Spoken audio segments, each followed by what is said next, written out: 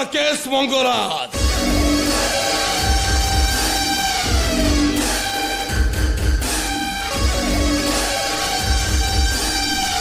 ମୁଁ କେବଳ ନିଏ, କାହାକୁ କିଛି ଦିଏନି। ଯଦି ଦିଏ କେବଳ ମୃତ୍ୟୁ ଦିଏ। ମୁଁ ଟଙ୍କାର ପାହାଡ ଉପରେ ବସି ଏ ହୁସ୍ନ ଦୁନିଆର ବେତାଜ ବାଦଶାହ ହେଇଯାଇଛି। ମୋର କେବଳ ଦରକାର ଟଙ୍କା। କିନ୍ତୁ ମୋ ଭଉଣୀ ନନ୍ଦିନୀ ସେ ଏପର୍ଯ୍ୟନ୍ତ ଆସିଲେନି କାହିଁକି?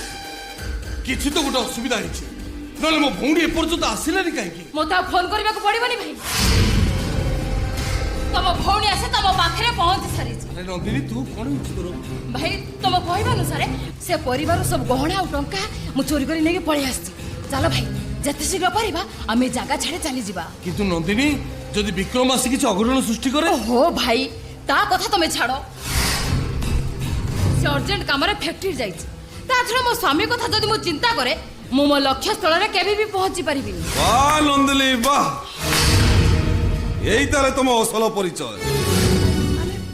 ଆରେ ମୁଁ ତମକୁ ଅନ୍ଧ ଭଳି ଭଲ ପାଇଥିଲି। ତମରି କଥାରେ ମୋ ବାପା ମାଙ୍କୁ ପାଦରେ ଆଡେଇ ଦେଇଥିଲି। ଯୋଉ ବାପା ମାର ପାଦ ଧୂଳି ଟ୍ରିପି ଟ୍ରିପି ଚନ୍ଦନ କରି ପିନ୍ଧିବା କଥା ସେଇ ବାପା ମାଙ୍କୁ ମୁଁ ପର କରିଦେଇଥିଲି। ଏ ଦୁନିଆର ଭାଇମାନେ, ମୋ ଭଳି ସ୍ତ୍ରୀ କଥାରେ ପଡି କେହି ବି ବାପା ମାଙ୍କୁ ପର କରିଦିଅନ୍ତୁନି, ତାହେଲେ ମୋରି ପାଇଁ ସମସ୍ତେ କାନ୍ଦିବେ।